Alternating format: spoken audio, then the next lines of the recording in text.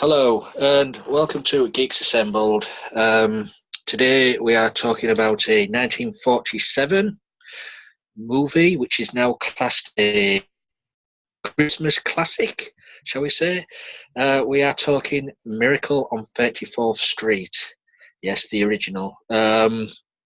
So I'm going to just count this small in here with their opening thoughts of this movie, and then we'll go deeper into the depth with what the thought of it. So let's go to Beef Dad, because I know he's rewatched the movie this week. So Beef Dad, over to you.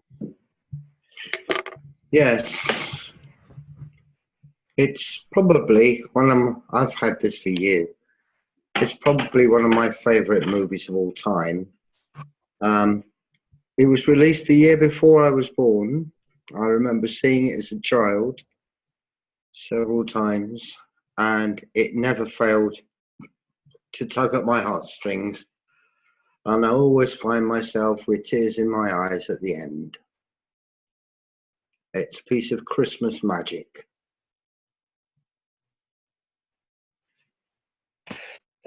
Christmas magic. What else can you say?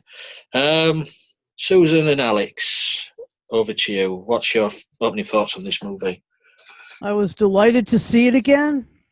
I enjoyed the story of the court case regarding his whether or not he was or was not actually Santa Claus, actually Mr. Kringle himself, actually Saint Nicholas. Just all those cool things, and it was pretty amazing, and I really enjoyed the story. I love this story. It's great. It's really great. So, and I thought that the kid was just adorable. She was precocious as all get out. Yes, she was amazing, and I enjoyed that bit. And so, yeah, I watch it again and again, maybe again next year too. Anyway, here you go, Alex. Yeah, it reminds me of It's a Wonderful Life, of course, not as emotional, and it reminds me a little bit of Mr. Smith Goes to Washington. So, of course, you can think and feel many different emotions at the same time, and but I was surprised as to how intellectual and bright, and it was trying to be very analytical, but at the same point, it admitted to politics, and it admitted to commercialism, and it admitted to, you know, money, and how, people were very concerned about it, which is kind of ironic for the 40s, but obviously you need money in a society. So not entirely ironic, but somewhat ironic that you would think that, perhaps for the time frame or for the decade, it would be a little bit more emotional. But we'll get into that later. But it was a good movie, but I'm surprised how much dialogue was in it. There's a lot of dialogue for a Christmas movie. Brilliant. Yeah. Yes, that cool young kid, a young Natalie Wood. We'll enter some big better things. For me, it is. I mean, I've realised when I watched it this week, I've only seen parts of the movie. I've caught the movie through. I've seen the beginning or I've seen the end. This is the time where I've seen it from beginning all the way through. I've seen the remake of the 90s, yes, but this one, as I say, it's the original. And I was quite surprised that it's not over the top Christmas feel to it. There's, it's more, as Alex said, a lot of dialogue, court cases, and just Chris Kringle wanting people to believe in him. It's not over the top Christmas vibe from this movie, and it was a fresh, a breath of fresh air to me for this one. I enjoyed it. Yeah, it's the 90 minutes just flew by when I watched it this week. So I can see people it is one of their favourite Christmas movies. It does, as Beef Dad says, it pulls at your heartstrings. It really does. So, on that note, we will go on. Favourite actors, favourite moments, things what you wasn't too keen on. So, Beef Dad, back to you. Obviously, Edmund Gwenn playing Kris Kringle, he was superb. He played it with so much heart. Fred Gailey playing Fred Gailey played by John Payne. Brilliant. I mean, they involved a little love story in it as well. But they didn't concentrate too heavily on that, and I think that worked really nicely. And getting Maureen O'Hara, who was the lead, and her daughter, played by Natalie Wood, to believe in Christmas, imagination, all the things that really make for a brilliant childhood, were missing from both of their lives. There was the business about the department store and making money and that sort of thing. But one of the things that Kris Kringle did was, rather than work purely for Macy's, he publicised other stores as well. And in doing that, he upped Macy's reputation, shall we say, amongst the customers. And the business about him being committed by the nasty little piece of work that worked at Macy's. That was pretty evil. And brilliantly played. I must confess, it was a nasty piece of work, but he did it so well. Can't remember his name. But magical moments, like when he's doing the Father Christmas bit, and he's got a little Dutch girl sitting on his lap, and he's talking to her in Dutch and singing a song with her in Dutch. That was magical. I think things like that. You gotta love those moments. But yeah, it's having him recognised as Santa Claus by the post office, which is a government department. That was just great. When they brought all the bags of mail in and tipped them onto the judge's desk, it is an absolutely magical moment, and I just loved it. It brought a big smile to my face that had been there from, well, I mean, apart from the bits with the psychiatrist. It's just one of those. And at the very end, of course, when they find the house that Natalie Wood has said that she wants for Christmas, and she told Kris Kringle that she wanted it for Christmas, and Fred and her mum are going to get married, and they find the house, and Fred decides that he's going to buy the house because he would like to move in there, and because Natalie Wood likes it so much, and it's what she wants. And then they see Kris Kringle's cane leaning in the corner up against the window. Every time, that just chokes me up. And I think to myself, that's absolutely brilliant. And it's just As I said before, it's a piece of Christmas magic. Yes, that is a very good scene where they leave it at, where just the cane and the end. Very good ending. Let's go over to these two retrobates on the sofa. Let's see what they have to say. All right. Well, I was pretty interested in the epistemological discussion and the discussion about belief and faith and stuff like that. That was really interesting to me.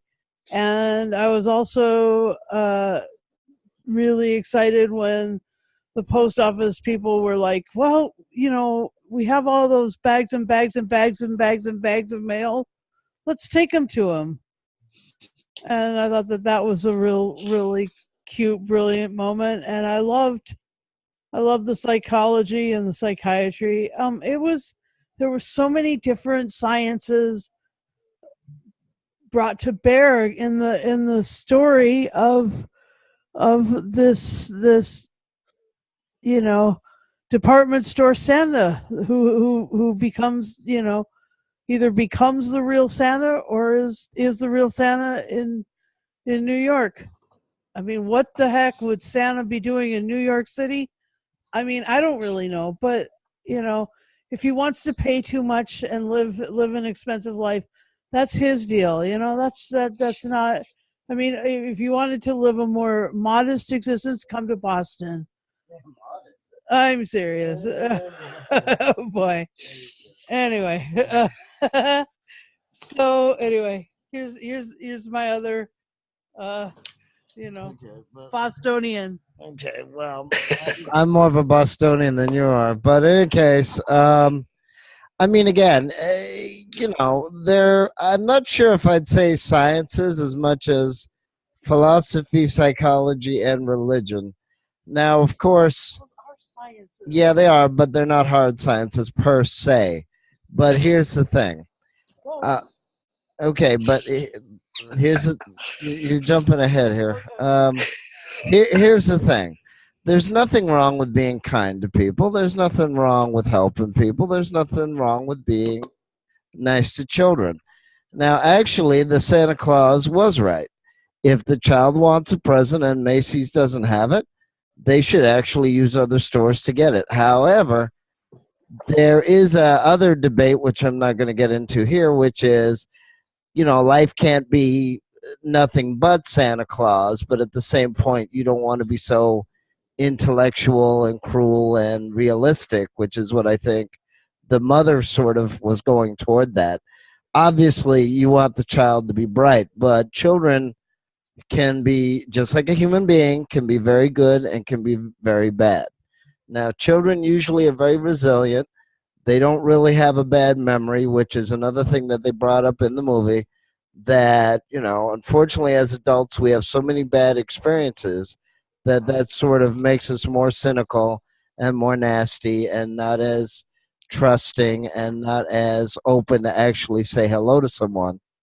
Whereas if you have a child or a baby that they're brought up right and fairly, they're willing to smile at people. They're not going, oh, it's a stranger, it's a bad thing, or can I trust somebody or whatever. And the ironic part is, of course, you can't prove a negative. So if somebody wants to be generous or if somebody wants to be kind, on the face of it, it's not a bad thing at all. And actually, you shouldn't have a holiday once a year to do that. Actually, you should be able to do that whenever you wish to do that. So it's a very good thing, actually, to help the less fortunate and kids that are hungry and things of that nature. So on the face of it, Kris Kringle or St. Nicholas is actually a very good idea. But then if you go to the other extreme and say, well, everybody's life has to have this or everybody's life has to be this way, that might be a negative thing too. So that's, like I've been saying for a while, it's an element of, personality. Right, and proportion. So again, you write a letter to the post office, obviously they have a job to do, which is delivering mail. And if tons of people are writing to Santa Claus, they're well within their right to do that, no matter how odd that appears to somebody. Now, as long as they don't say, well, he didn't read my letter, so therefore my faith is destroyed, and therefore he doesn't exist. He may exist, he may not have existed. Historically, he did exist. But just because, right, so just because you may or may not see something, or you may not like it, the world still spins regardless of who's here. So, and also at one point, many people did believe that the world was flat or the earth was flat, and that also changed. So I think it's a very interesting and sort of intellectual point of saying, well, just because we don't believe something or just because we find something weird. But the thing is, except for the psychiatrist, nobody was doing anything nasty or negative. But the psychiatrist was branding people and telling them what they were and telling them how to think. And that would be okay if the people that he was talking to were asking that. But they weren't. They weren't asking that at all. So he was being domineering and forcing his beliefs and his viewpoint on people. So again, again, just like any holiday and just like any belief system and just like your conscience or whatever, hopefully you let it be a guide and hopefully it's not too extreme in either direction. You can be generous, you can be kind, you could be mean, you could say, I'm only going to help you to this extent. As a business is there to make money. A business is not there to give away all its money. That's not the point of a business. At the same point, they give to charities and they should do nice things more than, once. So again, it is a question of proportion. And it was very interesting that they had many different points of view, and they also admitted the politics, because the judge was ready to say, I don't believe in Santa Claus, but if I say no, what are the consequences? What's going to happen to me? Just like, Ghostbusters and other movies. If you say, no, this doesn't exist at all, are you willing to take that chance? Alex always goes. He thinks these things out. But for me, yeah, it's a wonderful story. There's really some good parts in this. I mean, the psychiatrist, the evil psychiatrist, that thwack on the head with that umbrella, I felt that. Clonk. But and a well-deserved Oscar win for what was his name? Edmund, was it, who played Crindle? Brilliant performance there. Edmund Gwenn. Edmund Gwenn, that was it. Yeah. It just, as for me though, one of the scenes for me, it was quite a subtle scene where he fails the sanity test on purpose, and is put away into the asylum, shall we say?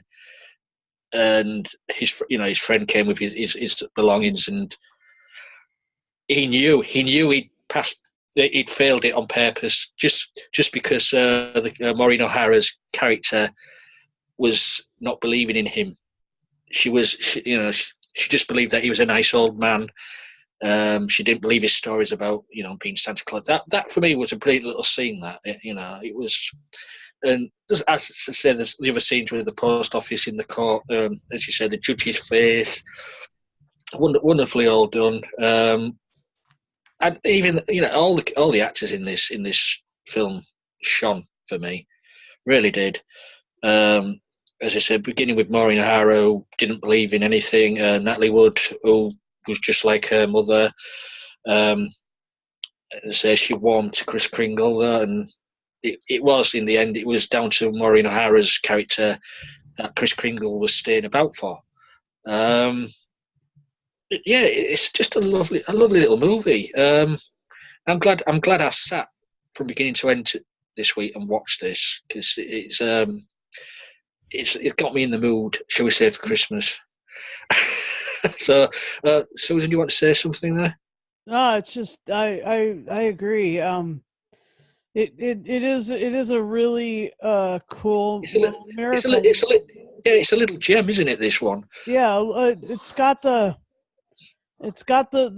chops, for for it's not a floofy movie. It's got real meat in it, and that's sort of special considering like most of the holiday movies are nothing but a little bit of fluff. This has got so it's really rich. It's like hot chocolate with the marshmallows in it. Yes.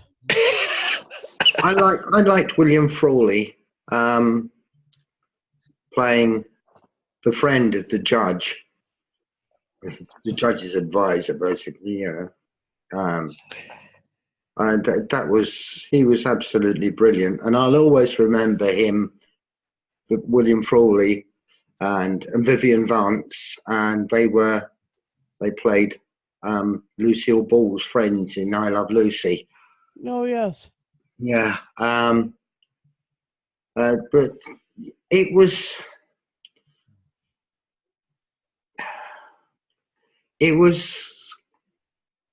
allowing people to use their imagination. In fact, encouraging people to use their imagination. When he was teaching Natalie Wood how to be a monkey, that was just brilliant. Absolutely brilliant. She never really got the hang of it, but it was. She was doing the things with her arms, and he was saying, "Don't forget to scratch." It was just brilliant. I loved it. And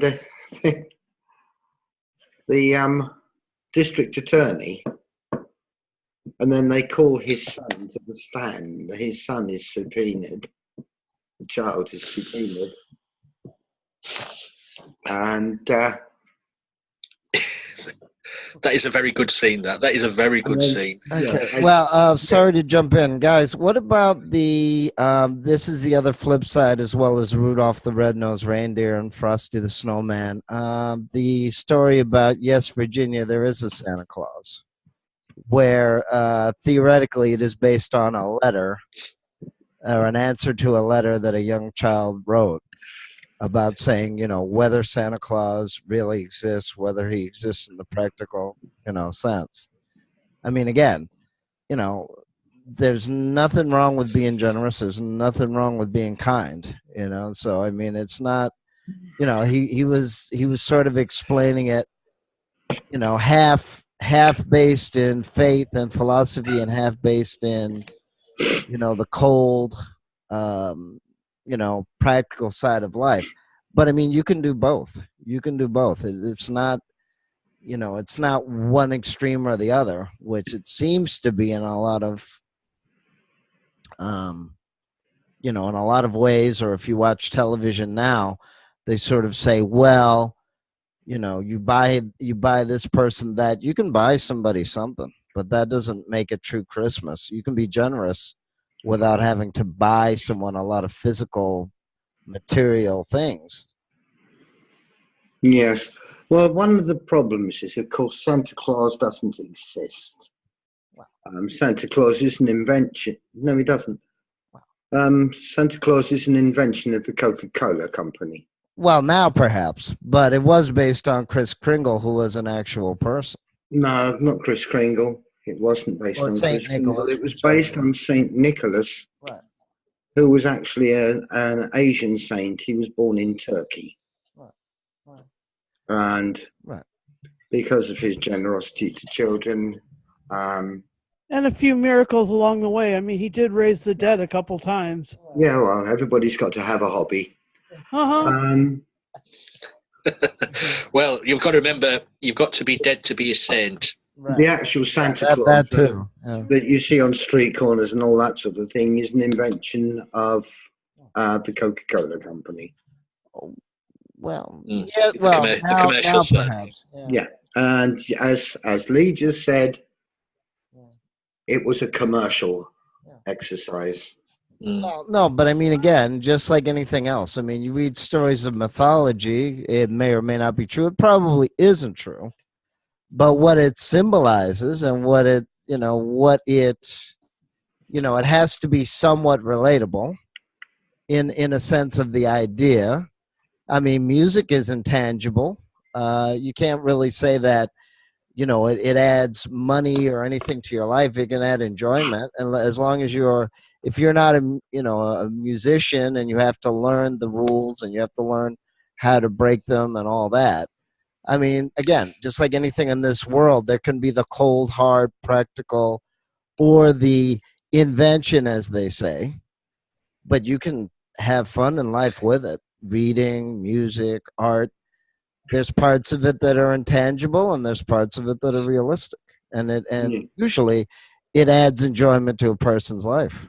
Yeah, but as you say, the mythology of it was invented at the beginning of the 20th century by Coca-Cola. Santa Claus living at the North Pole with a bunch of elves who made all the toys. Whereas the actual truth of it is, it's Saint Nicholas was born in 270 AD in Turkey and died in 343 AD in Turkey. Well, but if he was generous to children, as long as that wasn't completely invented, it had some truth to it. And I bet he never saw any snow. No, he would never.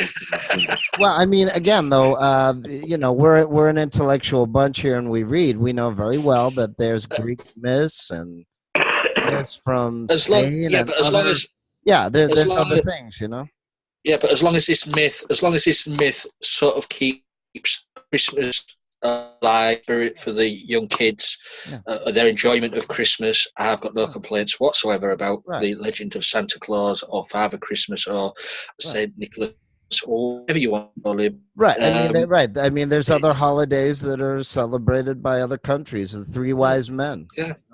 It's keeping the dream alive for the festive season, and it's for the kids. Funnily enough, the Three Wise Men are supposed to be buried in the Basilica in Cologne, not far from where I am. Yep. Well, there you go. And Gaspar, Melchior, and wise man. Gaspar. What's the other one? And Melchior. Pinocchio. No. Gaspar, Melchior, and then the third one. Caspar, Balthazar, and Melchior. Oh, Balthazar. There you go. So, but that's celebrated in Spain as well as other countries as well. And as long as it's not, totally divorced from the myth or the reality, either way, we weren't alive. We're not eyewitnesses. So we can't say one way or the other whether it existed or didn't. According to the Bible, it was there, but not to get too religious. But, they celebrate it in Spain, usually in the first week of January every year. And as long as it's, in keeping with the story, is it real? Is it false? We weren't there. We don't know. We don't know for sure. Yeah, they do the same thing in Germany. They celebrate Three Kings in Germany, and children come round dressed as the Three Kings and do a blessing on the house. It's really sweet. It's really sweet. And don't get me started on Krampus. What about Krampus, Lee?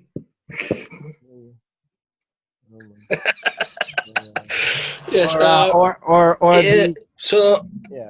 the Seinfeld holiday that isn't a real holiday either. That's the best for the rest of us. Well, yeah.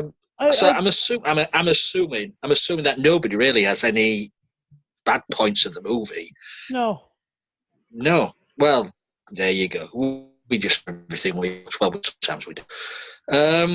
So, anything from anybody else, or shall we go to final says? Okie dokie.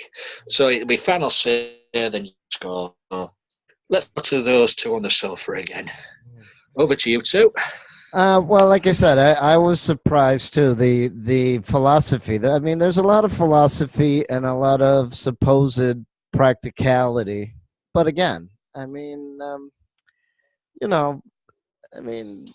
if you want to celebrate a holiday and you're a human being and you have to have good days and bad days and holy days, unless you're totally, practical, and you have birthdays as well. And, why not celebrate the day that you were born? Of course, you weren't there. You weren't an eyewitness to your own birth. That doesn't mean it didn't happen. Uh, you know, and, if that's what you want to celebrate, and there's millions of people all over the world that have the same technical day that you were born as a lot of other people. And there's nothing wrong with that. Again, it may not, it's somewhat factual because it can be proven somewhat, but you're not an eyewitness to your own birth in most cases, in almost all cases. Same thing with the death. So you can celebrate. No, but I'm just saying from a philosophical point of view, I mean, you can celebrate your ancestors. You can, people weren't there necessarily as eyewitnesses unless you have a 90-year-old witness as to, what your relative did in most cases, unless they were rich, in which case they probably could buy a school or something like that. But I mean, again, what I'm saying is you don't know it 100%. There's no way you can know it 100%. And hopefully, you're celebrating for a good reason or you're being generous for a good reason. But that's the other thing. You can't know everybody's heart either. So in this sense, the movie's very realistic in the sense that it actually is probing for motives. And I think that's what the psychiatrist was doing, trying to put everybody under a microscope. But my problem with it is the people didn't ask. So he's sort of being very domineering and forcing his viewpoint on the world when I didn't see almost anything in the movie of anybody being really, most people were trying to be generous and go about their day, and they were trying to be kind to children. And of course you have a job, and part of it can be cold and, money oriented, but that doesn't mean that you have to be, totally unoriginal. Yeah. That's called real life, Alex, really. That is just life. What was your score, by the way? No, but I'm saying that they admitted in the movie that why not help the customers? That's what they're supposed to do. You never get a straight answer out of Alex. You never do. Yeah. No, but I'm just saying from a philosophical point of view. Yeah.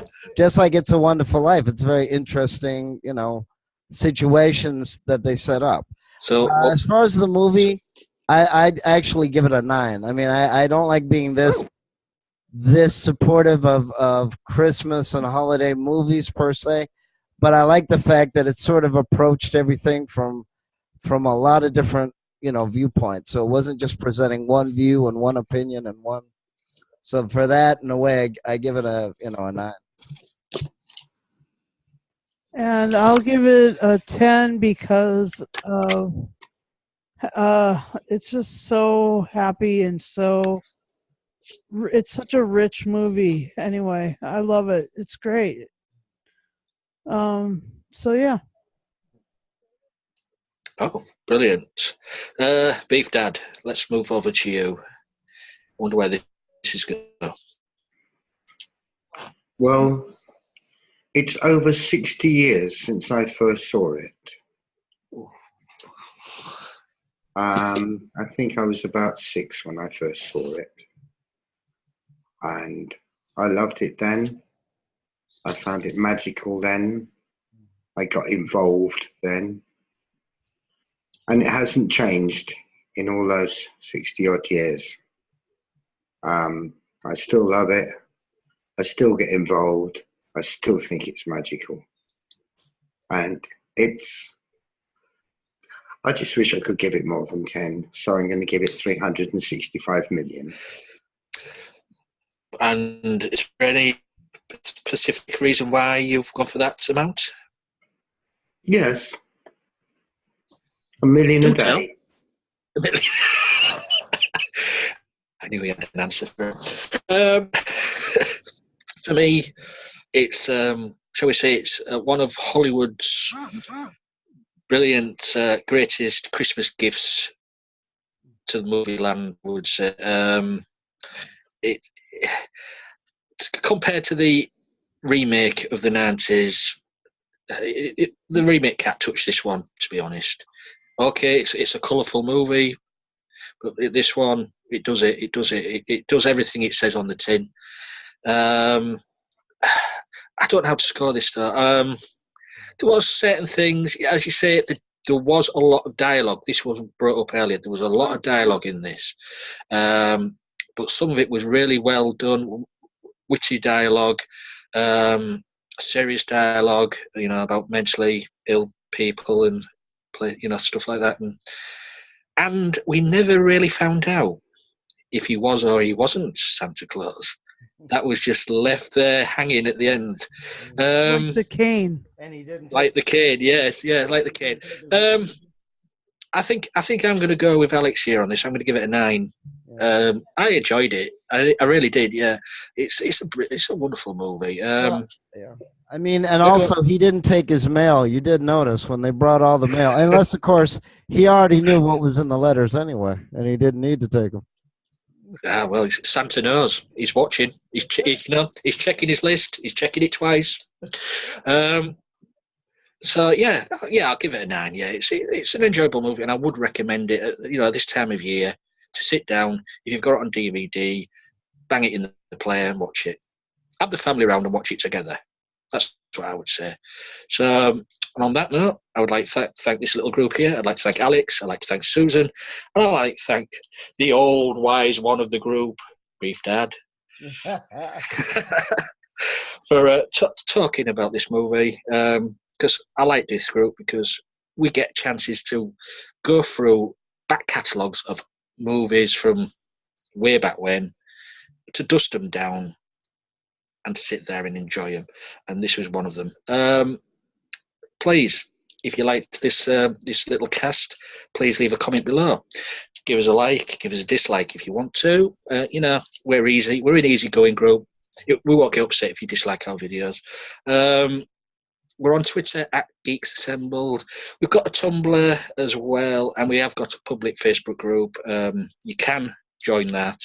There's no age restriction on the Facebook group, but on these casts, if you want to join these casts, there is 18 plus, because sometimes we do get a little bit heated sometimes, and we don't like to edit our stuff too much, and Susan doesn't like to edit too much, so this is why we have to like it 18 plus.